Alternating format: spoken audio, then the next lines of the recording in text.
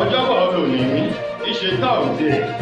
àánú ọlọ́run ọba yóò pọ̀ sọ́dẹ̀ nìkan kan wa àmín. Ìròyìn fẹ́lifẹ́li náà ló dé sí ojú amóhùnmáwòrán yín láti ìkànnì ayélujára Feli-feli TV lónìí ti ṣọjọ́ àlàmísì ọjọ́ 11 nínú oṣù kìíní ọdún 2024. Fúnmi Adélúgà ni oníròyìn. Síwájú kẹ́ tó gbọ́ ìròyìn ọ̀hún,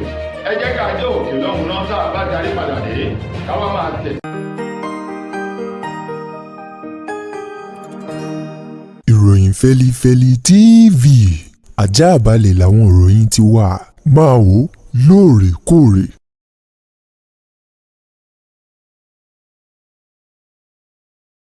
Padà ìròyìn fẹ́lifẹ́li ọ̀hún rè lẹ́kùnrẹ́rẹ́. Ẹni tó jẹ́ agbẹnusọ fún Àtíkù Abubakar eléyìí tó díje dupò ààrẹ lábẹ́gbẹ́ òṣèlú PDP nínú ètò ìbò àwọn ààrẹ èyí tó wáyé lọ́dún tó kọjá eyín Alhaji Àtíkù Abubakar, agbẹnusọ rẹ̀ Daniel Walao lánàá ti ṣe ọjọ́ Wednesday ọjọ́rú. Òun ló ti sọ di mímọ̀ wípé òun ò ní lọ́kàn o láti sọ wípé bóyá òun fẹ́ bá ẹnikẹ́ni jà tàbí ní ìkùnsínú. Ó ní ṣùgbọ́n òun ò jẹ́ ẹnikẹ́ni o ní gbólóhùn àforíjì wípé ẹ dáríjì mí nítorí pé ohun tó bá wọn oníkàlùkù ló lè ṣe. Òun kọjá ọmọ àgbérọ̀rùn lọ sí oko. Daniel Balaye tó jẹ́ agbẹnusọ fún Alhaji Àtíkù Abubakar, òun ló ṣe lẹ́mbẹ̀hùn sí ààrẹ orílẹ̀-èdè wa Nàìjíríà Bọ́lá Ahmed Tinubu nílé ààrẹ tó wà lábẹ́ àpáta agbára nílùú Àbújá lánàá lọ́jọ́ Wednesday. Nínú àbẹ̀wò ọ̀hún, òun ló ti bẹ̀rẹ̀ sí ní sọ àwọn ọ̀rọ̀ kàbìtì, ọ̀rọ̀ ìwúrí tó ń ti ọ̀rọ̀ ìdùnnú lórí iṣẹ́ àkànṣe àti ètò ìjọba ààrẹ Bọ́lá Ahmed Tinubu tó ti gùnlé láti oṣù karùn-ún ọdún 2023. Daniel Bala sọ di mímọ̀, ó ní lákọ̀ọ́kọ́ òun dúpẹ́ lọ́wọ́ Bọ́lá Ahmed Tinubu láti fi ara rẹ̀ jì fún orílẹ̀-èdè Nàìjíríà pẹ̀lú bó ṣe kéde yíyọ ẹ̀kún owó orí epo. Ó ní ẹlẹ́ẹ̀kejì bí ààrẹ Tinubu bó ṣe bẹ̀rẹ̀ sí ní yọ àwọn kàńdá inú ìrẹsì kúrò nínú àwọn alákòóso rẹ̀ tí ò dáwọ́ bò torí wípé wọ́n jọ wà nínú ẹgbẹ́ òṣèlú kan náà tàbí alákòóso lábẹ́ ètò ìṣèjọba rẹ̀. Bákan náà lààrẹ Tinubu bákan náà ló gbé oríyìn fún ààrẹ Tinubu èyún Daniel wípé pẹ̀lú bí Tinubu ti mú ètò ìṣèjọba rẹ̀ lọ́kùnkúndùn láti bojú wẹ̀yìn wípé gbogbo àwọn tí wọ́n máa ń kọ̀ wọ́n rìn pẹ̀lú ààrẹ, igbákejì ààrẹ, ìyàwó ààrẹ àti ìyàwó igbákejì ààrẹ kí wọ́n ṣe àdínkù àwọn ènìyàn ọ̀hún tó ti owó wọn. Owó belenja tó bá kù kí wọ́n máa lò ó fún ìrìnàjò afẹ́ wọn yálà láàrin orílẹ̀-èdè Nàìjíríà tàbí lọ sí òkè òkun. Tó ní kí wọ́n kó owó ọ̀hún pọ̀ mọ́ àwọn owó fún àkànṣe ìtẹ̀síwájú ètò ọrọ̀ ajé orílẹ̀-èdè Nàìjíríà. Daniel Bala tó jẹ́ agbẹnusọ Àtíkù Abubakar ní àwọn ìgbésẹ̀ yìí jẹ́ ìgbésẹ̀ tó fi wọ́n wípé lótìtọ́ àti lódodo Tinubu ní lọ́kàn, ó sì ti ṣetán báyìí láti mú orílẹ̀-èdè Nàìjíríà kúrò nínú ọ̀fìnkì òjòjò tó ń ṣe orílẹ̀-èdè Nàìjíríà o. Daniel wá ní òun ò jẹ́ níkẹ́ni o ní gbólóhùn àforíjì tàbí ẹ dákun ẹ dáríjì mí tàbí mi ò ní ṣe bẹ́ẹ̀ mọ́. Ó lẹ́ni tí ò bá dùn mọ́ wípé òun ṣe àbẹ̀wò sí Tinubu kó nítọ̀hún kó gbalé ẹjọ́ lọ o. Ó ní bó bá sì wù òun lè kúrò nínú ẹgbẹ́ òṣèlú PDP kóhun darapọ̀ mọ́ ẹgbẹ́ òṣèlú APC. Daniel Bala ló sọ̀rọ̀ ọ̀hún. Ó ní bóun bá bọ́ sínú ẹgbẹ́ òṣèlú APC bẹ́ẹ̀ sì ni òun ò jẹ́ níkẹ́ni ní gbólóhùn àforíjì gẹ́gẹ́ bó ti sọ̀rọ̀ ọ̀hún lẹ́yìn ẹ̀lẹ́mbẹ̀hún èyí tó ṣe sí ààrẹ Tinubu lánàá nílùú Àbújá. Fún ìtẹ̀síwájú orílẹ̀-èdè Nàìjíríà àti ìgbáradì ètò ìbò ọdún 2027, gbajúgbajà olóṣèlú oníṣòwò ọmọ orílẹ̀-èdè yìí ọ̀jọ̀gbọ́n Pat Utomi òun ló ti sọ̀rọ̀ jáde o wípé àwọn ti bẹ̀rẹ̀ sí ní sọ̀rọ̀ àsọyépọ̀ pẹ̀lú àwọn ẹgbẹ́ òṣèlú kan láti fọwọ́sowọ́pọ̀ kí àwọn náà kí wọ́n dá ẹgbẹ́ òṣèlú ńlá kan sílẹ̀ eléyìí tó kó àbúrẹ́là àwọn ẹgbẹ́ òṣèlú 3 sí 4 pọ̀ lójúnà kí wọ́n lè di ẹyọ kan ṣoṣo láti lè ya àjàbọ́ kí wọ́n gba orílẹ̀-èdè Nàìjíríà kúrò lọ́wọ́ ẹgbẹ́ òṣèlú APC tó ń ti àwọn ètò ìṣèjọba wọn pẹ̀lú bí wọ́n ṣe ti ṣe orílẹ̀-èdè Nàìjíríà lọ́nà tí ó bá fi di inú ètò ìbò ọdún 2027. Ọ̀jọ̀gbọ́n Pat Utomi èyí tó sọ̀rọ̀ náà lórí iléeṣẹ́ amóhùnmáwòrán kan nílùú Èkó lánàá ti ṣọjọ́ Wednesday ọjọ́rú. Òun ló tẹnu bọ̀rọ̀ Pat Utomi tó jẹ́ ọ̀kan nínú àwọn ọmọ ẹgbẹ́ òṣèlú Labour Party. òun ló sọ wípé òun ti bẹ̀rẹ̀ sí ní sọ àsọyépọ̀ ìjókòó yí tábìlì pò láàrin ẹgbẹ́ òṣèlú PDP, ẹgbẹ́ òṣèlú NNPP àti ẹgbẹ́ òṣèlú ADC tó fi mọ́ ẹgbẹ́ òṣèlú Labour Party wípé àwọn ẹgbẹ́ òṣèlú mẹ́rẹ̀ẹ̀rin yìí kí wọ́n foríkorí fi kùlùkù, kí wọ́n forí kòkò sọ́dún o bí wọ́n ṣe darapọ̀ tí wọ́n wà lábẹ́ ọ̀bùrẹ́là kan ṣoṣo tí wọ́n ó di ẹgbẹ́ òṣèlú kan tí ó bá fi di ètò ìbò ọdún 2027 kí wọ́n lè gba orílẹ̀-èdè Nàìjíríà kúrò nínú ọ̀fìnkìn èyí tí ẹgbẹ́ òṣèlú APC tí wọ́n kó sí tí ìlú ò fararọmọ́ o lórí gbogbo ọ̀nà tó fi mọ́ ètò ààbò. Pátì Tómi tẹ̀síwájú nínú ọ̀rọ̀ rẹ̀ o, ó ní lára àwọn ìgbésẹ̀ tóun ti gbé o lòun ti rí Alhaji Atiku Abubakar tó jẹ́ ti ẹgbẹ́ òṣèlú PDP. Bákan náà amòfin Rabiu Kwankwaso tó jẹ́ ti ẹgbẹ́ òṣèlú NNPP, Peter Obi tí í ṣe ti ẹgbẹ́ òṣèlú títí rẹ̀ ti Labour Party àti ọ̀gbẹ́ni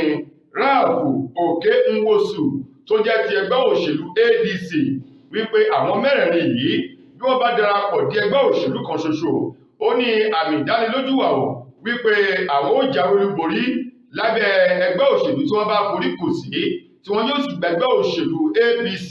tí wọ́n yóò nà wọ́n lánàá bolẹ̀ nínú ètò ìbò ọdún 2027. Utomi ní ìdí tí àwọn ṣe ń gbé ìgbésẹ̀ yìí ń lo òwe Yorùbá tó sọ wípé àti òkèrè ń lo lójú jíjìn tí máa mú ẹkún rẹ̀ sùn. Ó ní àwọn ti bẹ̀rẹ̀, ó ní òun sì ní ìgbàgbọ́ wípé ọ̀rọ̀ òun yóò mú àkàn pẹ̀lú èso rere tí ó so fún orílẹ̀-èdè Nàìjíríà. Gómìnà ìpínlẹ̀ Èkó Babájídé Olúṣọlá Sanwó-Olú òun mà ló ti dúpẹ́ o lọ́wọ́ gbajúgbajà ṣòwòṣòwò aláàánú onínú ire ọmọ orílẹ̀-èdè wa Nàìjíríà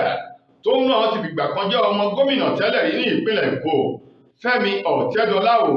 fún owó ribiribi kan tó gbé sílẹ̀ fún àtìlẹ́yìn fún ètò ààbò ní ìpínlẹ̀ Èkó èyí hùn lọ́dọ̀ àwọn tí wọ́n ṣe ìṣàkóso ìgbìmọ̀ kan tí wọ́n gbé kalẹ̀ tí wọ́n pè ní Lagos State Security Trust Fund pẹ̀lú bílíọ̀nù kan náírà eléyìí tí Ọ̀tẹ́dọlá fi ṣe àtìlẹ́yìn ìrànwọ́ o fún ìjọba ìpínlẹ̀ Èkó lórí ètò ààbò. Gómìnà Sanwó-Olú nínú ọ́fíìsì rẹ̀ lánàá ti ṣe ọjọ́ Wednesday pẹ̀lú àwọn aṣojú iléeṣẹ́ ọba yìí àti ẹni tó jẹ́ ṣòwòṣòwò nínú ire ọ̀hún níbi tí wọ́n ti ń dúpẹ́ o ó nínú òun dùn láti rírúfẹ́ àwọn ènìyàn yìí kí wọ́n máa ṣe àtìlẹ́yìn nínú enítèrè ìdítere owó tọ́rọ́kọ́bọ̀ èyí tí wọ́n rí lóòjọ́ o ó ló fi hàn wípé lótìtọ́ àti lódodo Fẹ́mi Ọ̀tẹ́dọlá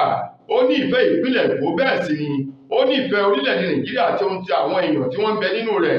láti lè jẹ́ kí ètò ààbò kó múlẹ̀ dáadáa o. Sanwó-Olú ti ṣe gómìnà ìpínlẹ̀ Èkó ó dúpẹ́ ribiribi lọ́wọ́ Fẹ́mi Ọ̀tẹ́dọlá bẹ́ẹ̀ náà ló tún gbà á lámọ̀ràn wípé kó má tẹ̀tì lórí iṣẹ́ rere láti ṣe torí wípé ẹni bá ṣe rere ó ní ẹ̀san dáadáa lọ́dọ̀ Ọlọ́run. Gómìnà ìpínlẹ̀ Èkó pẹ̀lẹ́ ní tó jẹ́ alága fún àjọ Lagos State Security Trust Fund yìí eyín ọ̀gbẹ́ni Kẹ́hìndé Dúrósímì àti ẹni tó jẹ́ ọ̀kan nínú ẹni tó jẹ́ akọ̀wé àgbà nínú àjọ ọ̀hún àti ọ̀gá àgbà bẹ̀ eyín ọ̀mọ̀wé Abdulrasaq Balógun tó fi mọ́ àwọn ìgbìmọ̀ àjọ yìí ni wọ́n tẹ́wọ́ gba owó ribiribi ọ̀hún owó tùrùtùrù èyí tí Fẹ́mi Ọ̀tẹ́dọlá tó fi ṣe àtìlẹ́yìn fún ètò ààbò ní ìpínlẹ̀ Èkó. Ẹni tó ṣojú Fẹ́mi Ọ̀tẹ́dọlá ìdílé yìí tó gbé owó ọ̀hún lọ sí ọ̀dọ̀ gómìnà òun náà ni ọ̀kan nínú àwọn ọmọ rẹ̀ tó jẹ́ obìnrin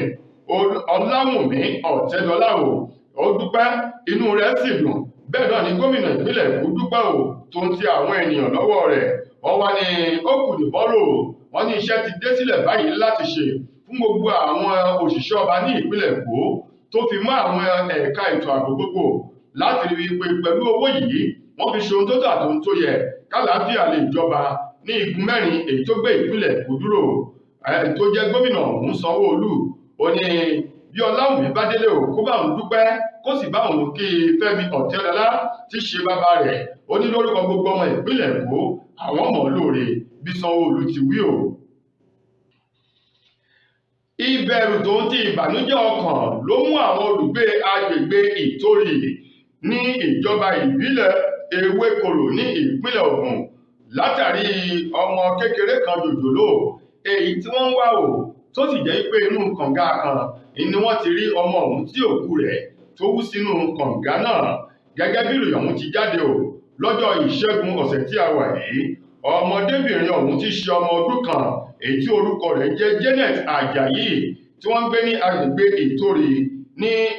Ewékòró eyín ní ìpínlẹ̀ Ògùn ni wọ́n ní lọ́jọ́ kẹfà oṣù kìíní ọdún tá a wà yìí nínú ilé ibi tí wọ́n ń gbé lòun àti ìyá rẹ̀ ni wọ́n ti jọ ṣeré ní ìta gbangba èyí tán ni aṣọ rẹ̀ sì dọ̀tí.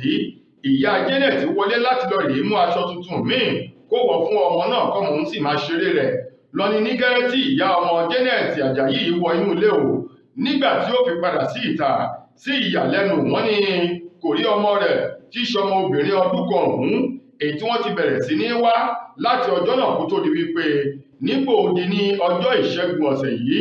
nínú ilé kejì tí ń bẹ ní ẹ̀gbẹ́lé wọn ni wọ́n ti rí ọmọ ọdún kan ọ̀hún nínú kànga tí wọ́n rí òkú rẹ̀ tó ti léfòó sínú kànga èyí tó bẹ̀rẹ̀ tó sì di wàhálà láàrin ilé èyí tí ìyá Janet ń gbé àti ilé kejì tí ọmọ ọ̀hún ti kó sínú kànga wọ́n ní ọ̀pọ̀lọpọ̀ wàhálà ló ti ṣẹlẹ̀ tí àwọn èèyàn sì ti fara gbé ọgbẹ́ lóríṣiríṣi èyí tí wọ́n ti fi ọ̀rọ̀ ọ̀hún tó iléeṣẹ́ ọlọ́pàá ìpínlẹ̀ Ògùn létí ẹni tó jẹ́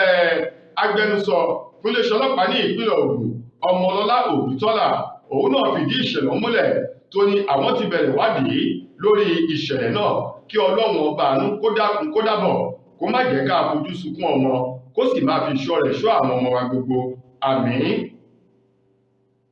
Gbajúgbajà obìnrin eléyìí tó jẹ́ ọ̀kan nínú àwọn tí wọ́n ń bẹ nínú amúlùdùn lórílẹ̀‐èdè wa Nàìjíríà Florence Ọ̀tẹ́dọ́lá tí gbogbo èèyàn mọ̀ sí DJ Cuppy báyìí òun mà ló ti sọ̀rọ̀ jáde wípé àdágbé àdáfà lẹ́ni ọdún 31 ó ti sú òun ò sí nílé ọkọ bẹ́ẹ̀ sì ni òun kò tí ì bímọ báyìí. Ó ní bí nǹkan ti wá ń lọ yìí ó dàbí ẹni wípé òun yóò fi gbogbo ọ̀rọ̀ òun lé Ọlọ́run ọba lọ́wọ́ kí ọba dẹ́dà ṣẹ̀dá kó dákun dábọ̀ kó yàn fún òun kó má sì tó pẹ́ kó jìnnà mọ́ DJ Cuppy tó fi ọ̀rọ̀ òun sórí ìkànnì ayélujára X rẹ̀ èyí tó jẹ́ Twitter tẹ́lẹ̀ abẹ́yẹfò bí àṣà ńlànà ló sọ di mímọ̀ wípé láti jẹ́ obìnrin tí ń dágbé bákan náà kéèyàn má tí ì bímọ ó ní kì í ṣe ohun tó rọrùn nítorí wípé bí ìwé mímọ́ ti sọ ohun gbogbo ló ní ìgbà àti àkókò ó ní ìgbà tí jẹ ìgbà tí mu ìgbà tí sùn ìgbà tí jí bẹ́ẹ̀ sì ni ìgbà tí ní adé orí àti bímọ òun ló ní fún wípé ilẹ̀ obìnrin kì í pẹ́ṣù. Florence Ọ̀tẹ́dọ́lá DJ Cuppy òun ló sọ ọ̀rọ̀ yìí tó ní òun ní ìgbàgbọ́ nínú Ọlọ́run wípé pẹ̀lú bó ti ń lọ yìí kọ́dún yòó tó jálẹ̀ òun yóò fi ọwọ́ òun gbé ọmọ láṣẹ Elédùà láìpẹ́ láì jìnnà yìí. Bẹ́ẹ̀ bá sì gbàgbé DJ Cuppy òun nìkan ló dágbé báyìí tó ti di àdágbé àdáfà lẹ́yìn tí okùn ìfẹ́ ti ń bẹ láàrin òun àti ọkọ rẹ̀ àfẹ́sọ́nà rẹ̀ eléyìí tó ti já níbi ọdún tó kọjá yìí. Ìrìn àjò ọ̀hún tó gbà wọ́n fi bí oṣù méje òun ló di wípé gbólóhùn asọ̀ kékeré kan ó wáyé láàrin wọn tí oníkálukú wọn tó sì pín gàrí lẹ́yìn tí wọ́n ti ṣe mọ̀mí mọ̀ ọ́. Ṣùgbọ́n DJ Cuppy ní láìpẹ́ láì jìnnà ayé yín wọ́n kí òun kú oríire bẹ́ẹ̀ sì ni wọ́n ké èmi náà kú oríire àtẹ̀yìn tẹ̀ ń wò wá lágbára Ọlọ́run ọba. tó ìròyìn fẹ́lifẹ́li kò ní jù báyìí lọ ìyá ara wa títí ojúmọ́ ọ̀la tẹ́tù máa láǹfààní láti gbọ́ àti láti wo ọ̀tun rẹ̀ míì ní ìkànnì Feli-feli TV yìí. Síwájú ìgbà náà ilé òní ilé wa ọ̀nà òní náà wá Fúnmi Adénúgà lẹ́nu tó mú ìròyìn wá sí ojú amóhùnmáwòrán yín ẹ ṣeun gan ni o.